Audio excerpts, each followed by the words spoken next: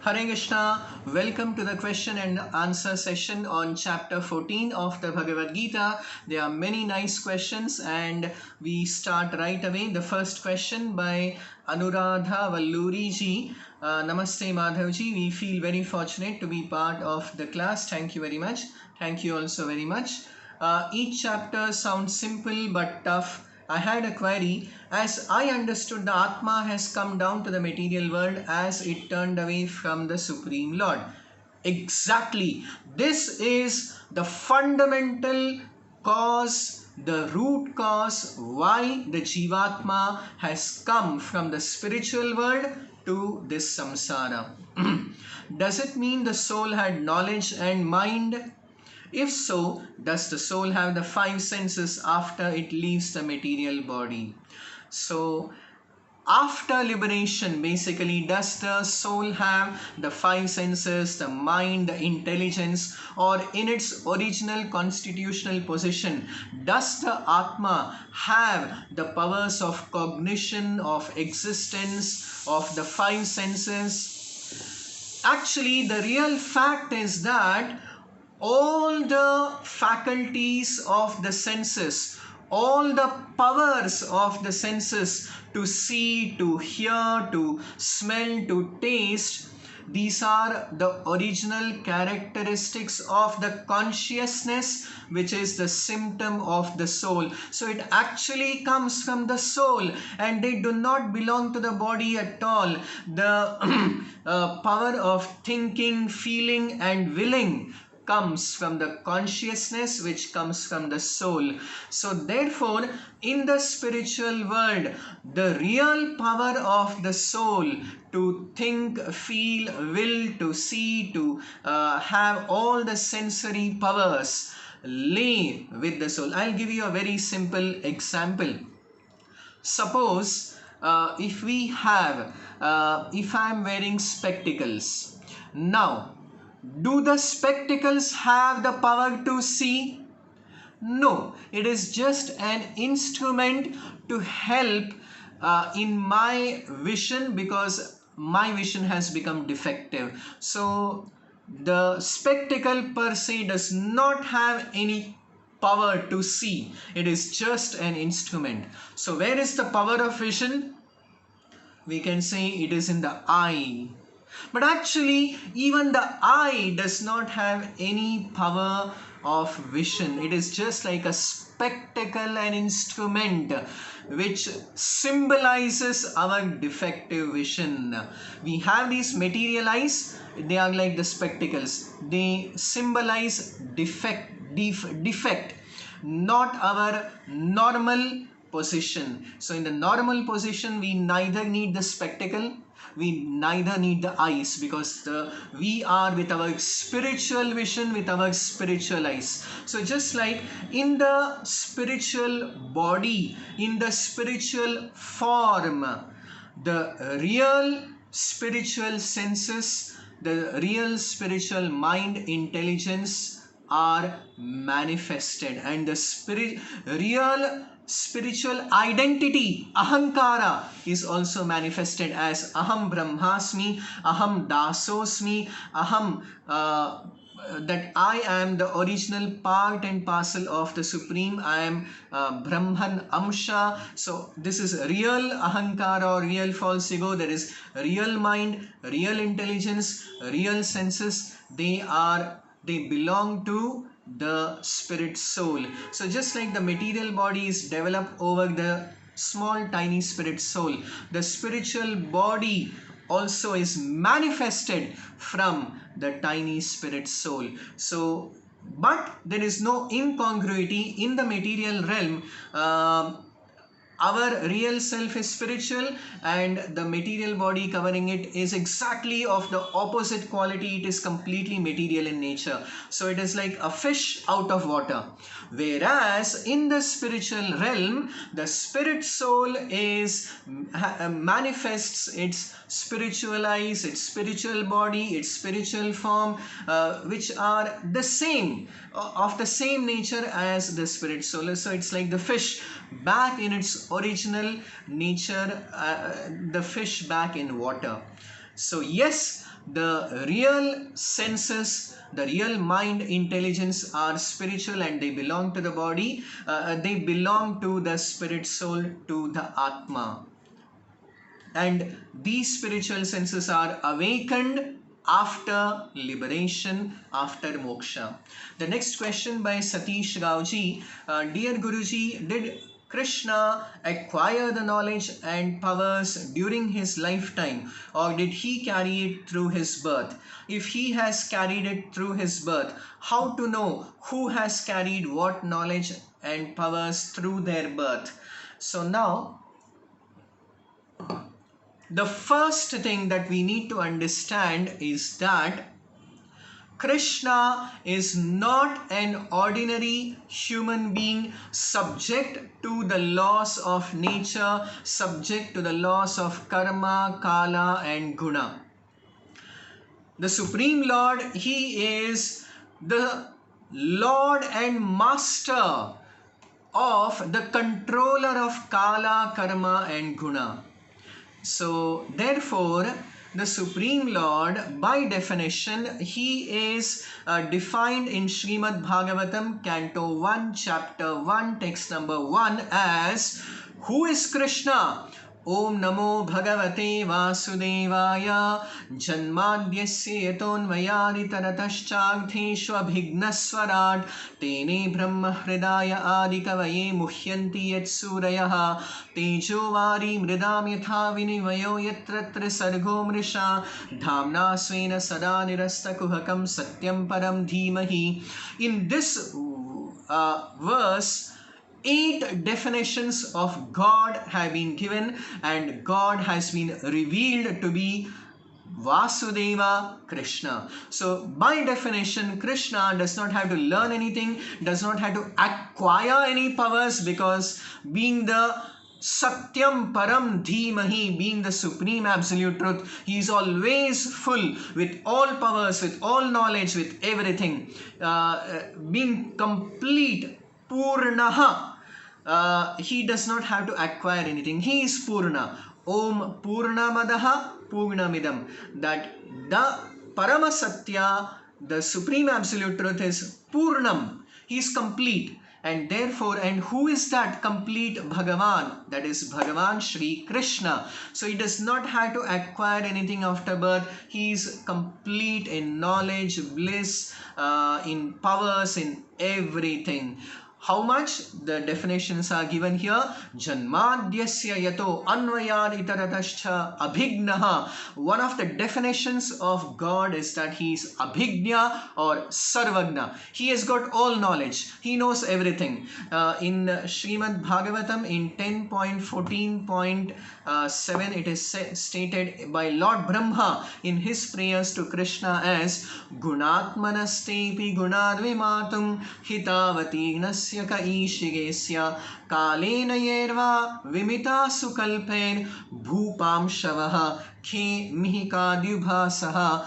That one may even be able to count the atoms in the whole universe, but still one cannot understand or realize the Supreme Lord Shri Krishna. So by any material means, by our material logic, we cannot realize Krishna, the Supreme Lord, the Supreme Absolute Truth. He knows how many atoms are there in the whole universe also. He knows everything because he is Sarvagna, he is Abhignya. By his fundamental constitutional position, he does not have to acquire any knowledge or power. He is full with all knowledge and all power, always, eternally.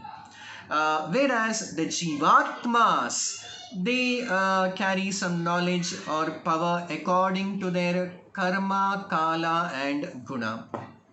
The next question by Anandji. Thank you for the session so far. Thank you. It really helps the beginners. Apart from human life, who can attain moksha? What about the life of cow, as it is believed that many gods reside in the cow? So apart from human life, who can attain moksha? The general rule is, the general principle is that the path of moksha, dwaram vimuktehe, the doors of mukti can be opened only to the manushyas, to the human form of life. That is why Purandaradasa has said, Manava Janma Doddadu. The human form of life is the most crucial and important stage in the evolution of the Jivatma, of the soul, because it is the one and only chance or opportunity to attain moksha. This is the general, like they say, general terms and conditions. But there are some special cases, say for the example of cows. So cows also has a general principle. In the next life they attain manushya janma. In the Puranas it is said that 3 living entities attain manava janma after the previous pashu janma. They are cow, lion, and third is monkey. In fact, the cow becomes a manushya in sattva guna, a lion becomes a manava, a human being, in rajoguna, and a monkey becomes a manushya in tamoguna, the worst. So those who say that evolution we have come from monkeys, they are the worst category in the human evolution. So now coming to there are some special cases wherein even normally the human form of life is the only way to attain moksha, but there are some special cases, some exceptions to the general rule that even animals also can attain liberation when they are specifically favored by kripa, by special mercy of the Supreme Lord or of the great Mahabhagavatas. There are examples where Narada, just by giving his Mahaprasada even to Chandalas or even to animals, they have become delivered and they have attained moksha. So in this way, so there are some descriptions, wonderful descriptions, where this special kripa or special mercy have been received, and there are also many statements that anyone who dies in a holy place like Varanasi or Kashi, they attain moksha. Kashi is also known as Avimukta Kshetra, the place that gives liberation. In the Garuda Purana, it is also stated that there are 7 holy places that grant mukti or liberation. Ayodhya, Mathura, Maya, Kashi, Kanchi, Avantika, Puri, Dwaravati, Chaiva, Saptaite, Mokshadaikaha. It is stated in the Puranas that even a Kita Patanga, even if an insect dies in Mathura, Vrindavana, they attain moksha. So such is the glory of the sacred places of the Supreme Lord. The next question, Jivas need to perform karmas when they are having one of the gunas dominant. How to get out of it? One needs to move away from family and provide remote support. There is a similar question asked by Shri Pradeep ji that for becoming free from the 3 gunas, should we give up family life, or people who value passion and activity? So what should they do? Should we be externally Rajasic but internally Sattvic? So actually, whatever situation one may be in, Tamasic, Rajasic or Sattvic, in 14.26, Krishna gives the formula by which one can be Trigunatita, although externally performing activities on any of these 3 platforms of the gunas. And that is Mamchayo Avyabhicharena Bhakti Yogena Sevate. By completely dovetailing our consciousness and engaging in pure devotional service, one becomes free from the 3 gunas. And the best example is Arjuna. Arjuna or the Pandavas did not give up their family life and went to the forest to, in fact, this was discouraged by Krishna at the beginning of the Bhagavad Gita to Arjuna, that you can transcend the 3 modes even while fighting a battle. So it depends on the change of our consciousness. The next question, Arjuna asks many questions in chapter 12 where 35 qualities of devotees have been listed and how to follow bhakti. The first of last three questions pertains to being an observer of three modes of nature. I am surprised that Arjuna did not ask more details like he had asked for controlling the mind. If someone has a weakness for a particular food, how can he become observer? Actually, Arjuna will ask many more questions and many more things will be explained about the three gunas, how to become free from them, what are their characteristics in the 16th, 17th and 18th chapters of the Bhagavad Gita as well.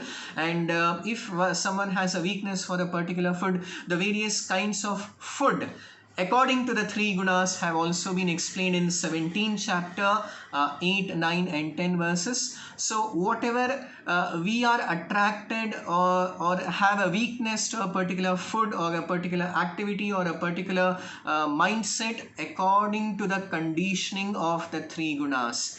And when we practice spiritual life, we gradually raise and become free from these three gunas, and automatically one becomes an observer to either our food choices or lifestyle choices, and all of these one understands are only pertaining to the body and not to the Jivatma. The Jivatma has its own desires and choices, and it has its own conscious existence. The next question by Srinath DSG. Guruji, the discourse on chapter 14 was excellent and the presentation was lucid. Thank you very much. I have the following questions. It was mentioned that there are 84 lakh species of life, but I had heard in some other discourse that there are trillions of species.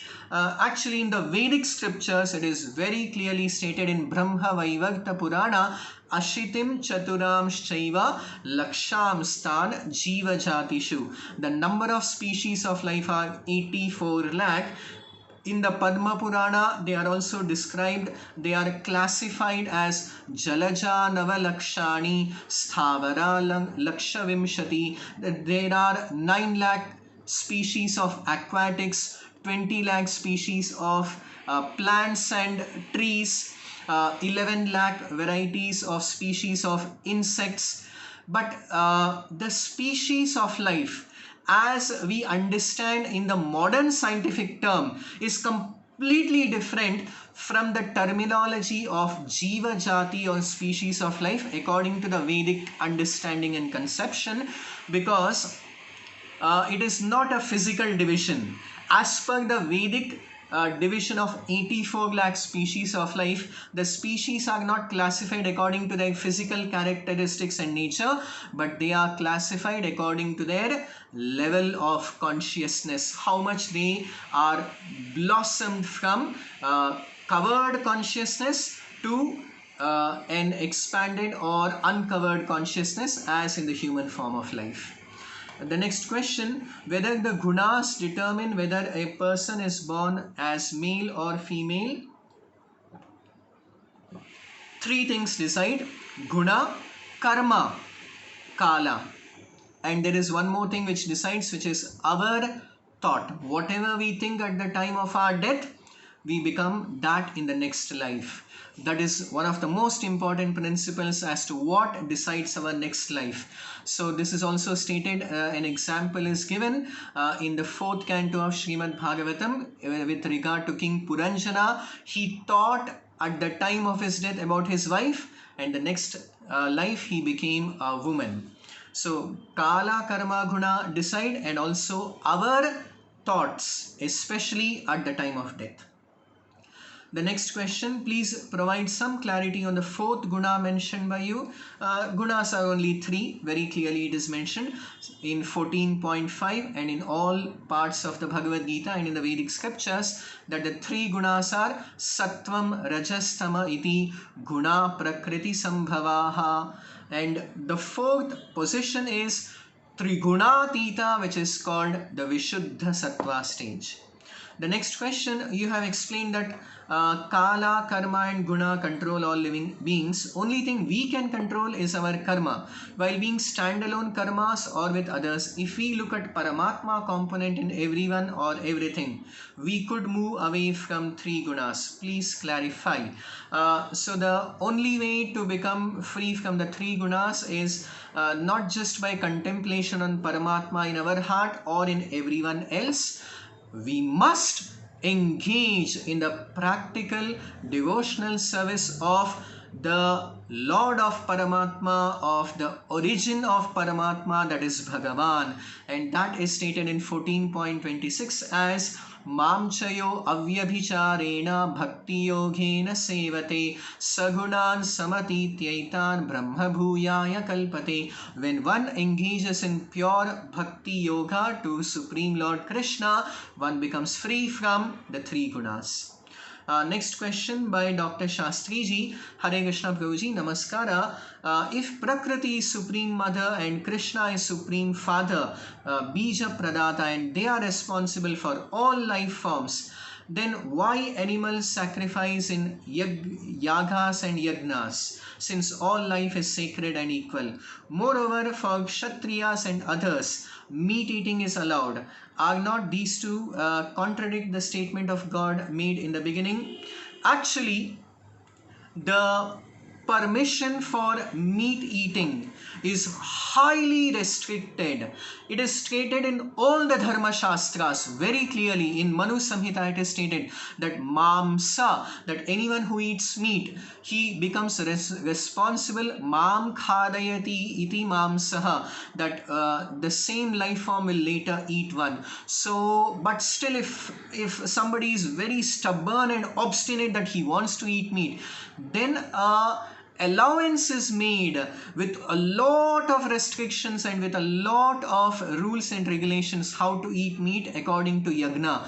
But again, it is very clearly established, especially in the 4th canto Srimad Bhagavatam, there was a king who was misdirected and who was in karma kanda, doing a lot of karma yagnas, sacrificing a lot of animals in yagnas and thinking that this is sanctioned by the Vedas. But Narada came and instructed this king by name Prachina Barhi that don't be under this illusion. All the animals that you have sacrificed, even in yagna, they are waiting up there. As soon as you die, you have to undergo very, very great suffering and tribulations for the killing, even in yagna. So it is never ever recommended, even in the Vedic scriptures. Even for kshatriyas, it is never said that they should eat meat. There is no such a statement in the Bhagavad Gita or in any of the Vedic scriptures that kshatriyas can eat meat. On the contrary, all the Dharma Shastras, the Manu Samhita says what is permissible food for the human beings, and it does not include, it actually excludes all meat. The final question by Miss Renuka ji. Just wanted to know that when all the 24 elements comprise our material body, then why is it that we tend to regret some of our actions which we have done earlier? Does the constitution of all 24 elements change with time and age, or is there any change in the integrity of the elements itself? Actually, the 24 elements belong to Prakriti, and Prakriti has been explained in Bhagavad Gita 8.3 to be always undergoing change. So they do undergo change, and we tend to regret our actions because of the link of ahankara or false ego, because we have identified falsely with our material body, and therefore we think that these are the actions done by our body. So when we come to the stage of self-realization, atma sakshatkara, then we understand that asango hi ayam purushaha, the atma has no connection with the material body or with these 24 elements. Thank you very much. Hare Krishna.